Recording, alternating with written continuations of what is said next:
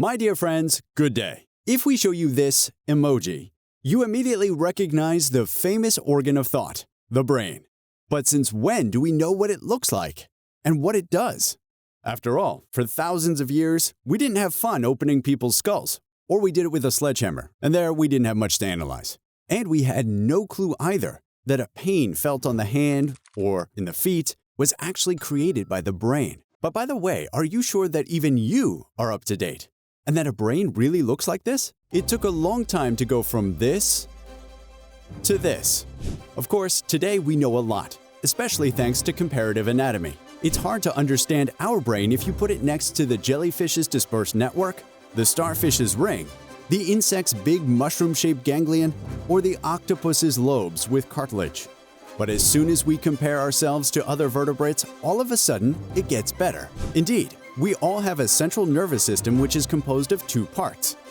First, there is a long, hollow spinal cord, protected by vertebrae, and then there is a big blister at the end of this tube.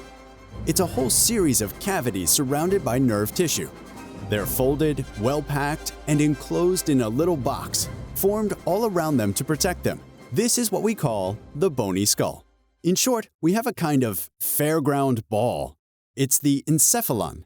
All vertebrates have one. Whether it's you, a cat, a rhinoceros, or a chicken, there's really no major difference. Sorry for the mini biology course, I assure you it's almost over. The cavities in the canal of the marrow are filled with a liquid. So, remember, when we draw a brain, it's just a part of the system that occupies a whole part of our body, with its spinal cord, its eyes, and all the rest of the peripheral nervous system. So we can say thank you to modern science, but a long time ago, like in prehistoric times, they probably didn't know all that. Well, actually, most prehistorians think that some humans back then must have had some idea of what a brain could look like. And how? Thanks to trepanning, which consists in making a hole in the skull to heal a friend. And considering the time it takes to drill a bone that hard, you can bet that whoever is doing this will take the opportunity to take a look, to see what is hiding under the noggin. Back in the day, we used to trepan people with flints. Yes, if it seems medically questionable or even downright disgusting, you should know that traces of bone healing attest to the survival of patients who underwent these operations. This practice still exists today when it comes to brain surgery to remove a hematoma or a tumor, for example. But don't worry, flint is no longer used. Another widespread practice in prehistoric times, anthropophagy. And when you eat your little friends, and believe me, we don't leave out the brain and the spinal cord, which are very soft and tasty. Tell me what you eat, and I will tell you who you are, huh? Except that there, the saying is really true.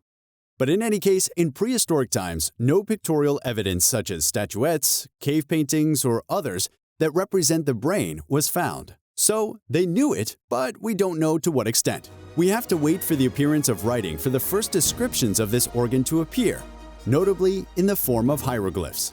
For example, the famous Edwin Smith papyrus, dated 1500 years before our era, is considered as the oldest surgical treatise ever discovered. And you can read the following symbols. So, translated into emojis, it doesn't mean anything. But in good French, it would be more or less marrow of the skull. 4 symbols just to say brain. The papyrus also lists traumatic war injuries, including the case of a wounded man with an open skull who feels pulsations and palpitations when his fingers touch the surface of his brain, exposed to the air. The author witnessed a cranial removal in person. According to him, the brain looks like wrinkles similar to those that form on molten copper. So you're going to say, oh, so the Egyptians have identified some of the functions of the brain. Maybe, but they don't care. For them, the soul is in the heart. Along with other organs, it is carefully removed and preserved in a nice canopic vase during mummification. And the brain? Well, it's removed through the nose with a spoon, it's sucked out, removed, and thrown away. That's how much they don't care. And it's not really going to get any better during antiquity, especially among the Greeks. Most of them practiced dissections, especially with drill bits. So they have a pretty accurate knowledge of all this. They clearly distinguish 2 hemispheres, meninges, nerve roots, etc. But from the 5th to the 4th century BC, there is a debate between 2 schools. On the one hand, The cerebrocentrists, like Alcmaeon of Croton or Hippocrates of Kos, consider that the brain is the central organ of thought. On the other hand, cardiocentrists like Aristotle think that the Egyptians are right and that it is rather the heart. For them, the brain is just a cold and wet thing. In short, a cooling circuit in the body that serves to lower the blood temperature and induce sleep.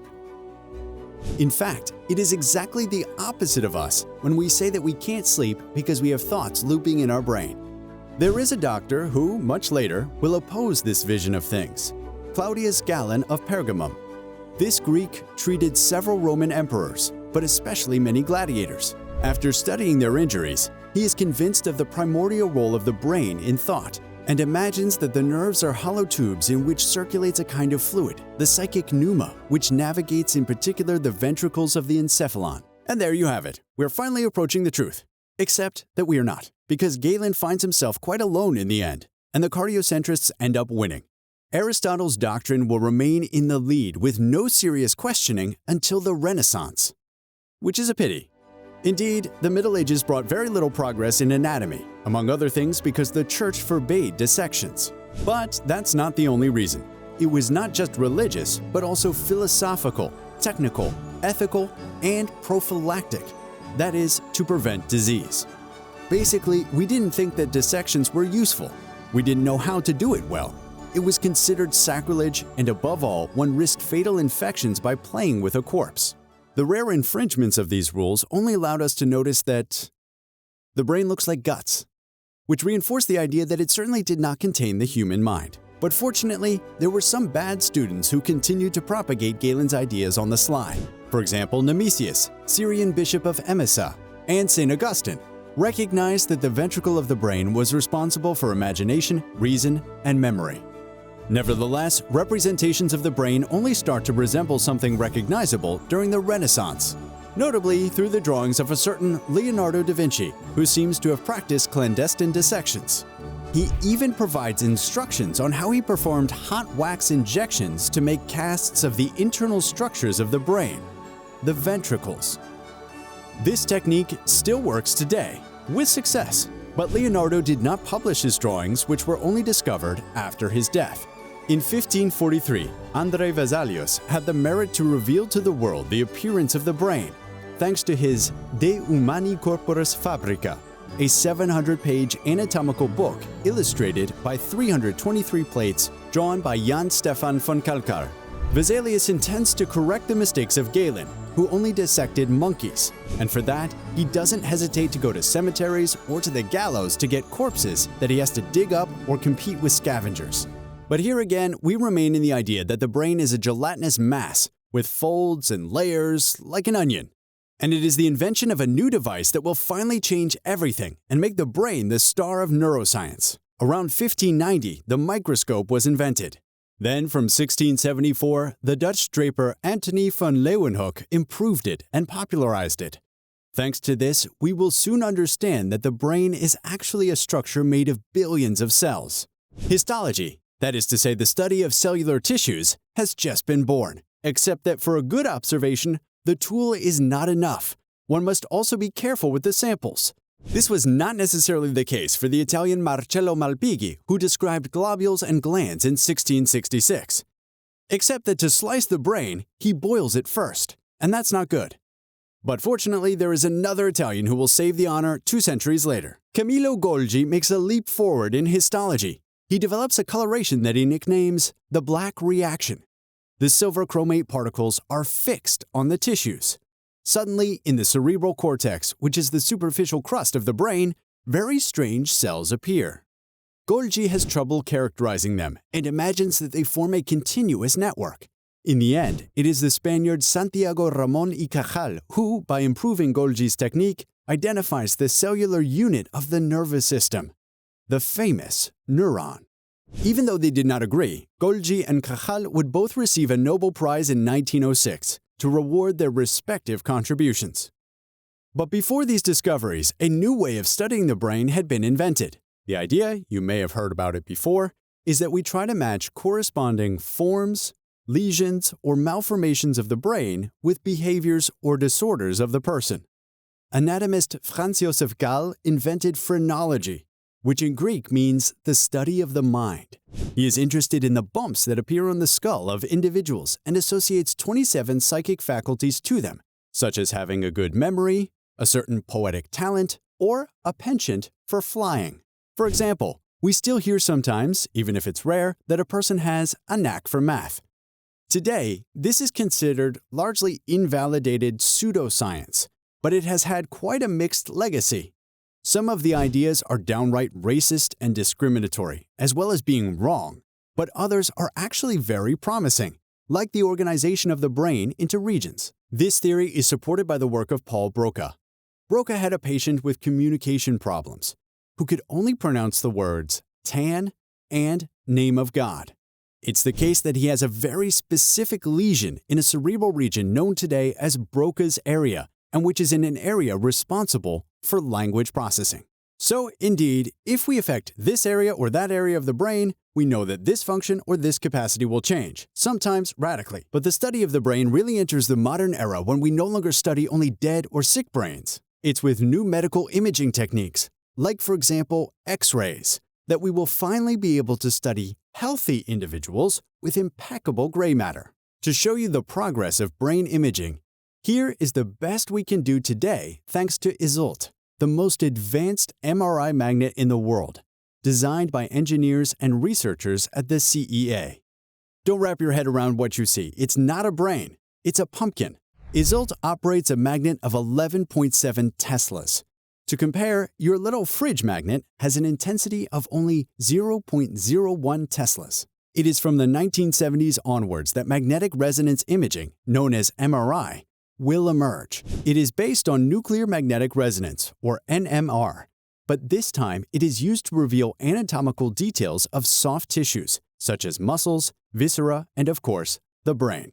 For example, it is a particular type of MRI, diffusion MRI, that has allowed us to obtain this fantastic visualization of nerve fiber bundles. Before MRI, we mainly used X-ray scanners, which make cross-sections of the brain.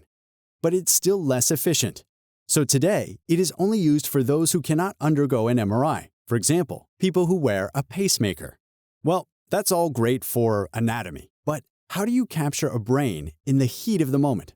Don't forget that this thing is pumping blood, consuming energy, and these billions of neurons have a quite dynamic electrical activity. To capture this festival of energy in action, we instead use functional MRI, which makes visible the variations of blood flow.